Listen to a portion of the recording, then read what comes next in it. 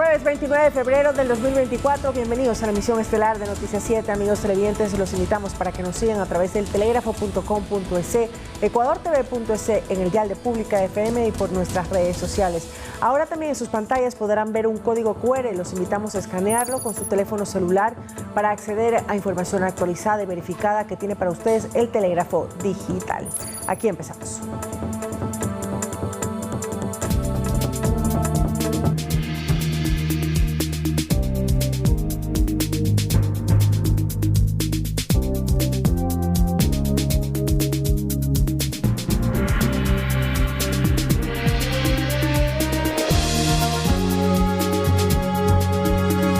Con 102 votos, la Asamblea destituyó y censuró este jueves a Fausto Murillo como vocal del Consejo de la Judicatura y censuró a Juan José Morillo, quien fue integrante de ese organismo. El resultado de este juicio político reavivó el acuerdo entre las tres principales fuerzas políticas de la legislatura. Fue un juicio político que tardó día y medio en resolverse. Antes de que se retomara el debate de este jueves, hubo intensas conversaciones al interior de las bancadas. Antagonistas políticos se juntaban con el único fin de zanjar diferencias que permitan llegar a acuerdos. En la continuación del análisis de los argumentos de defensa presentados por Fausto Murillo y Juan José Morillo, las dos principales fuerzas políticas del legislativo reiteraron su postura de que esta interpelación, según su visión, debe poner fin a una sospechosa y cuestionada administración del Consejo de la Judicatura. Que hoy aquí tiene el rostro de Fausto Murillo y de Juan José Morillo. Sí, el mismo Consejo titiritero. Cerrado el debate, vino la votación. Los cabildeos fueron más intensos.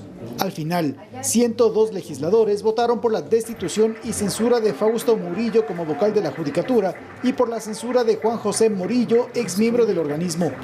Los votos de la Revolución Ciudadana, Partido Social Cristiano, ADN y de algunos independientes despertaron los vítores y la algarabía en el Pleno. El bloque de ADN justificó su votación por la valoración de los argumentos presentados por Murillo y Morillo. Más bien, como bancada de ADN, lo que hemos hecho es verificar cada prueba, cada elemento de descargo y en efecto no podemos permitir que la justicia se siga contaminando. Este juicio político reavivó el acuerdo legislativo entre correístas, socialcristianos y oficialistas, aunque no se lo reconozca explícitamente. Hoy el pueblo recupera la justicia y es un buen mensaje para el país. Se abstuvieron los asambleístas del movimiento Construye y Pachacutic. Con la renuncia de la jurista Elsie Celi, alterna de Fausto Murillo, la función legislativa deberá presentar una terna al Consejo de Participación Ciudadana para que se nombre al representante de esta función del Estado como vocal al Consejo de la Judicatura. Javier Ceballos, Noticias 7. El Pleno del Consejo de Participación busca designar al vocal principal del Consejo de la Judicatura, quien será el presidente del organismo tras la renuncia de Wilman Terán, involucrado en el caso Metástasis. Para ello solicita a la Corte Nacional de Justicia envíe la terna con los respectivos postulantes. El Consejo de Participación busca llenar los puestos faltantes en el Consejo de la Judicatura, cuyos vocales uno a uno se han ido separando de la institución por diferentes motivos. Esta vez los consejeros piden a la Corte Nacional de Justicia envíe la terna con los postulantes para elegir a quien será el próximo presidente de la Judicatura, tras la renuncia de Wilman Terán. Pero para entenderlo mejor, recapitulemos los hechos. En febrero del 2022, la entonces presidenta María del Carmen Maldonado renunció y Fausto Murillo asumió temporalmente la institución hasta que se designe a un titular. En eso transcurrieron varios meses. Mientras tanto, Álvaro Román reclamó la presidencia de la Judicatura ante la Corte Constitucional y esta le dio la razón, por lo que asumió como vocal suplente. Y como Murillo era encargado, Román subió al despacho presidencial el 25 de enero del 2023. Pero el cargo le duró poco, pues el 13 de febrero del mismo año, el Consejo de Participación designó a Wilman Terán como titular definitivo de la Judicatura. Sin embargo, el periodo de Terán se vio acompañado por varias críticas. Una de ellas fue el concurso de jueces de la misma Corte Nacional de Justicia, entre otras. Pero sin duda, la gota que derramó el vaso fue el caso Metástasis. La madrugada del 14 de diciembre, ya para finalizar el 2023, Terán fue detenido por presuntamente estar involucrado, según Fiscalía, en la mayor estructura del crimen organizado que tendría vínculos en el sistema de justicia. Esto salió a la luz tras conocer los chats del narcotraficante Leandro Norero, donde se mencionan pagos y coimas formas para obtener beneficios judiciales para él y su familia. Y en esos chats se menciona a Wilman Terán cuando este era juez de la Corte Nacional de Justicia. Esto llevó a que Terán mantenga prisión preventiva por este caso y finalmente renuncia el 21 de diciembre. Esa vacante justamente es la que el Consejo de Participación busca designar. Mientras tanto, Álvaro Román está a la cabeza de la institución. Edison Saavedra, Noticias 7. El presidente Daniel Noboa viajó este jueves a Estados Unidos para mantener una agenda oficial en Nueva York, pero previamente visitó cantones afectados por las lluvias. Vamos a ver. Los Ríos es otra de las provincias afectadas por las intensas lluvias en el litoral ecuatoriano y hay familias que han perdido todos sus enseres. También las personas agricultoras no pueden trabajar porque hay un alto nivel de agua y no dejan producir. El crecimiento de los caudales ha dejado parcialmente incomunicados a ciertos sectores, como Pimocha, donde hay más de 500 familias afectadas. Ahorita está un poco complicado salir por cuestiones de que en el cruce está muy inundado y los carros no pueden pasar. El presidente Daniel Noboa visitó el recinto El Porvenir en la capital Babahoyo para constatar la entrega de kits a los damnificados. Nosotros hemos movilizado todo un contingente de asistencia humanitaria para atender a más de 12 cantones que se han visto afectados en la provincia de Los Ríos por las lluvias, ¿no? La Secretaría de Gestión de Riesgos traslada estos paquetes para la población que incluso debe dormir en albergues temporales. Que es un kit de alimentos para 3 días para una familia constituida por 4 personas. Adicionalmente, del lado de acá tenemos lo que son kits de aseo personal para que también corresponda a una familia de 4 personas. Posteriormente, el jefe de Estado se trasladó a Chone, en Manabí, donde también las lluvias han causado estragos. Le he pedido a todos los ministros que estén aquí, y es importante también para cualquier inquietud, cualquier cosa, cualquier tema muy puntual en cada uno de sus cantones o algún tema de la prefectura, que los puedan conversar. Con la agenda en territorio finalizada, el jefe de Estado viajó a Nueva York junto a una comitiva de 4 personas. Allí mantendrá reuniones con migrantes e inversionistas. Luego está previsto que se traslade a Toronto, Canadá, para mantener otras reuniones de carácter oficial. Y el próximo miércoles 6 de marzo, Noboa retornará de su 6º viaje internacional. Lautaro Andrade Castro, Noticias 7.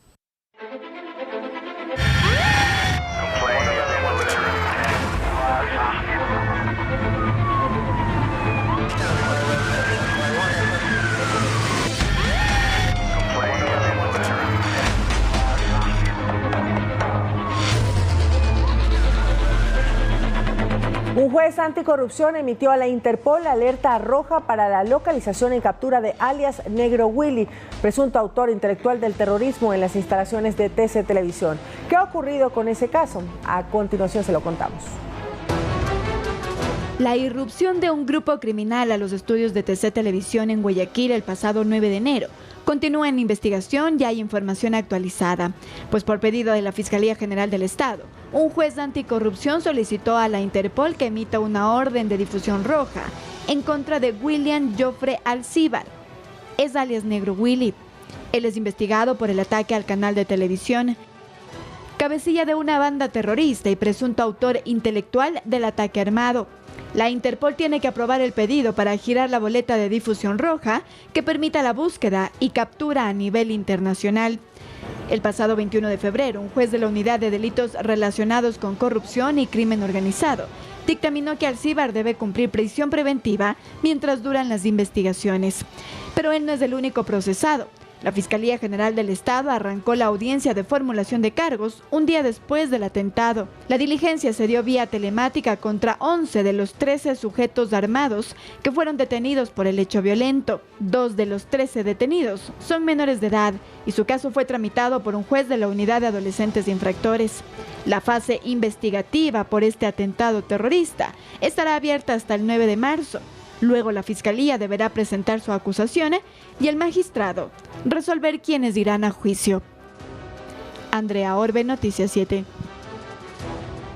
Según la ministra del Interior encargada Mónica Palencia, desde que se declaró la existencia de un conflicto armado interno en Ecuador, se ha reducido la tasa de homicidios y se ha retomado el control de las cárceles. Esto lo informó durante un conversatorio con integrantes del programa para América Latina, The Wilson Center. La estrategia del gobierno de Daniel Noboa es disminuir los homicidios intencionales, que en el 2023 dejó a Ecuador como uno de los países más violentos de la región. Según la ministra del Interior encargada, Mónica Palencia, en el año anterior había una tasa de asesinatos del 43.9% por cada 100.000 habitantes. Esto ha disminuido, dice. A estas fechas, el año pasado, nosotros tenemos en esa relación un número más de 150 personas que no han fallecido. Esto es, hemos mejorado los indicadores del año pasado, a pesar de que en la proyección del año pasado era una proyección en crecimiento.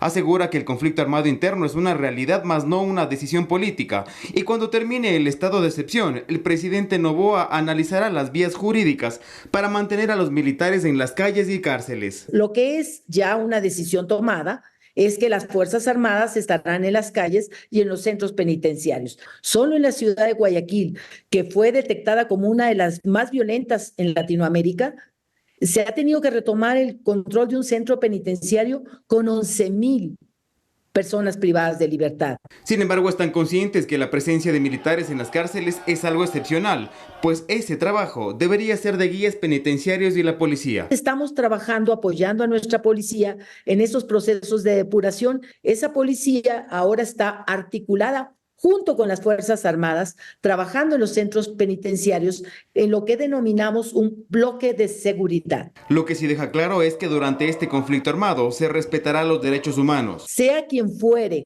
el agente estatal, miembro de las agencias estatales de seguridad, que infringiere los derechos humanos, tenga la certeza que nosotros no vamos a contribuir a la impunidad. Tampoco se descarta la participación de militares extranjeros en operativos contra el narcotráfico. No existe una prohibición constitucional para ello. La Corte Constitucional ya aprobó acuerdos con Estados Unidos. Desde que se decretó el estado de excepción, más de 10.000 personas han sido detenidas por diversos delitos. Casi 300 de ellos son por terrorismo, que pertenecen a los 22 grupos catalogados así por el actual gobierno.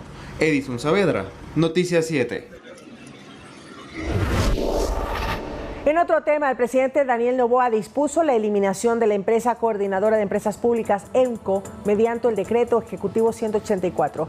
EMCO deberá liquidarse en un plazo máximo de hasta 3 meses y todos sus activos serán transferidos a la presidencia de la República. Con esta decisión no se eliminan las 2 empresas públicas, sino que pasan a manos del ministerio respectivo.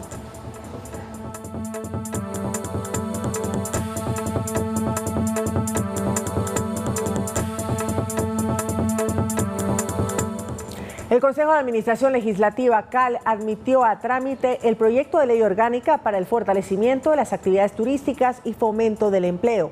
La quinta ley económica urgente que envió el Ejecutivo al Parlamento será analizada por la Comisión de Desarrollo Económico, que tiene un plazo máximo de 30 días para presentar los informes de primero y segundo debate.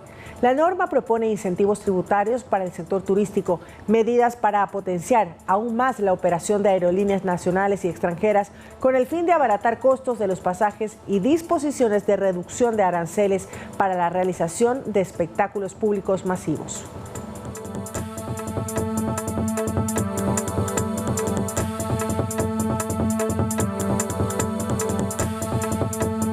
En este sentido, el Ministerio de Turismo está impulsando una serie de beneficios para las grandes inversiones en turismo, desde descuentos en impuestos hasta créditos. Son las propuestas para reactivar este sector. 7 años de exoneración del impuesto a la renta para nuevas inversiones en el sector turístico. Ese es el as bajo la manga y la punta de lanza que el Ministerio de Turismo utilizará para reactivar de una vez por todas el turismo en el país. Este artículo específicamente indica que todas las inversiones superiores a $100.000 estarán exoneradas al impuesto a la renta hasta por 7 años. Esto es una gran noticia no solo para la industria del turismo, sino para todo el Ecuador. Es así como el ministro de Turismo, Niels Olsen, lo expuso. Además, habló de la urgencia de aprobar la nueva ley de turismo que impulsará a todos los sectores involucrados en este campo. porque nuestro país se convierte en el país más atractivo para invertir en el sector turístico con los mejores y mayores incentivos de toda la región de las Américas. Con estas y otras reformas, el ministro propone un cambio integral a manera de política de Estado, para que al fin el Ecuador sea visto no solo como un destino turístico, sino también como uno de inversión. Paralelamente, hemos presentado la ley económica urgente el día viernes ante la Asamblea, que los asambleístas tendrán 30 días para poder discutirla, aprobarla y rechazarla, donde tenemos varios artículos que no solo mejoran la competitividad de nuestro país y de nuestra industria de turismo, sino también la promoción, y hay varios artículos para darle alivio financiero a la industria de turismo. Por último, se pudo conocer también que para la primera semana de marzo habrá una reevaluación de la semaforización con el fin de que también se reactiven los negocios vinculados con bares y discotecas.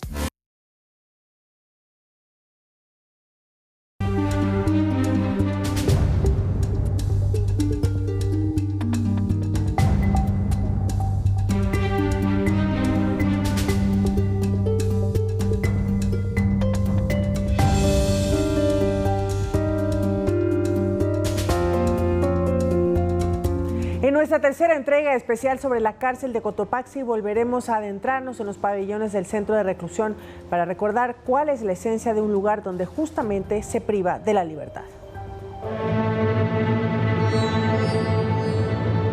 Vea bien este lugar. Si algo le podemos asegurar es que no es un hotel y está muy lejos de serlo. Las 6 letras de la palabra cárcel tampoco se acercan siquiera a lo que significa perder una preciada palabra de 3 sílabas: libertad. Las celdas son oscuros camarotes para compartir con 4 desconocidos, donde la privacidad es nula, inclusive al ir al baño. Se pierde total poder de decisión, como salir al patio. Será una tercera persona la que le abra la puerta o se la cierre. Y cuando esté por dentro, aunque con sus dedos libere la rendija del tamaño de media cabeza, el candado será inaccesible, el cierre por completo.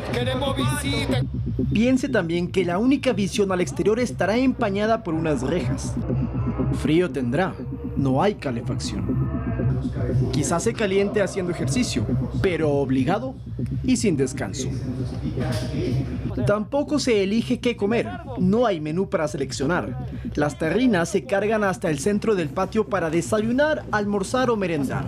Sí, sentados, porque no hay comedor. ¿Se acuerda los paseos por la calle? Ahora los dará en fila, siguiendo a un compañero vestido igual que usted y vigilados por hombres de verde muy estrictos.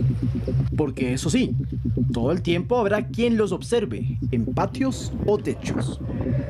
Pero además la incomodidad para sus seres queridos, madres y esposas que solo llegarán hasta el filtro externo para depositar uniformes y artículos personales que hagan más llevadero el enclaustramiento. ¿Y sabe las frases más comunes que escuchará? ¿Tú qué hiciste? ¿Cuántos años te faltan?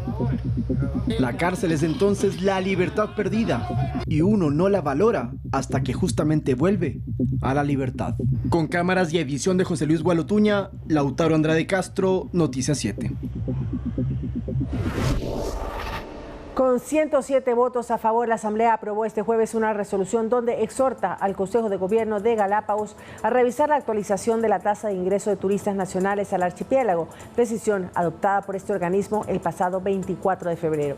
El documento pide la suspensión de la medida hasta que se socialice con la ciudadanía y sectores productivos de las Islas Encantadas. La propuesta fue planteada por el asambleísta social cristiano por Galápagos, Lenín Rogel, quien asevera que existe malestar porque se quintuplicó el costo de visita al archipiélago. Es una exhortación y una exigencia, obviamente, al Consejo de Gobierno para que esta resolución sea suspendida hasta que, obviamente, sea mejor pensada y no convierta a Galápagos en un destino elitista, sino que pensando también en la dinamización del turismo con base local.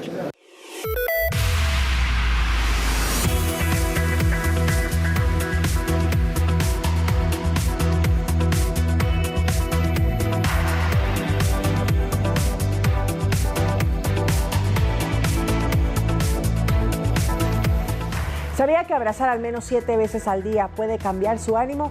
Karen Montalva, conferencista internacional y escritora, da varias recomendaciones para enfrentar el estrés y la ansiedad en tiempos de incertidumbre. Cuando falleció mi madre, perdí cualquier expectativa o razón de vivir. Los días pasaban igual, los minutos iban muy lentos. No conseguir trabajo para mí fue muy duro, ¿no? Provocó mucha ansiedad y depresión. Había días en los que ni siquiera me levantaba de la cama porque solo pasaba llorando. Creo que en los últimos tiempos, sobre todo de crisis familiares y económicas, ha sido muy difícil lidiar con el entorno, lidiar con la convivencia y también sentir que el tiempo se acorta. ¿Se identifica con alguna de estas situaciones? El estrés y los problemas del diario vivir hacen que nuestro cuerpo genere cortisol, una hormona que tiene un efecto en prácticamente todos los órganos y tejidos del cuerpo. Nuestro cuerpo no está preparado para tener altos niveles y sostenidos niveles de cortisol en el tiempo. Nuestro cuerpo se enferma. Según un estudio de Harvard, el 46,7% de las personas pasamos divagando entre el pasado y el futuro, generando preocupaciones y ansiedad. Así lo explica Karen Montalva, conferencista internacional. Casi un 50% de nuestra vida estamos preocupados y ansiosos por lo que pasó o por lo que va a venir.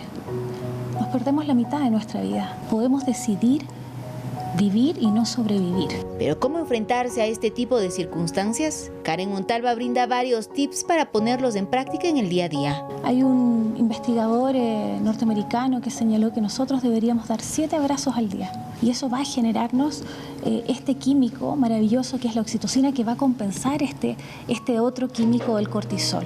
La importancia de celebrar los logros pequeños. Cada vez que nosotros nos reconocemos el buen día que tuvimos, estamos generando otro químico que se llama dopamina y que también es un químico del bienestar.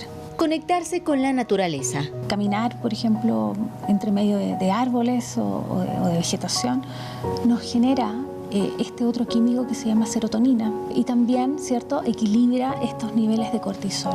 En un momento de estrés intenso puede servir la respiración suspiro. Que es muy simple, uno respira profundamente y después cuando ya llegas al límite respiras un poco más y botas por la nariz. Eso, hacerlo unas 5 o 10 veces en el día. A decir de Karen Montalva, la decisión de ser generadores del cambio es propia y puede empezar con una pregunta. ¿De qué está agradecido o agradecida hoy? Olga Velasco, Noticias 7.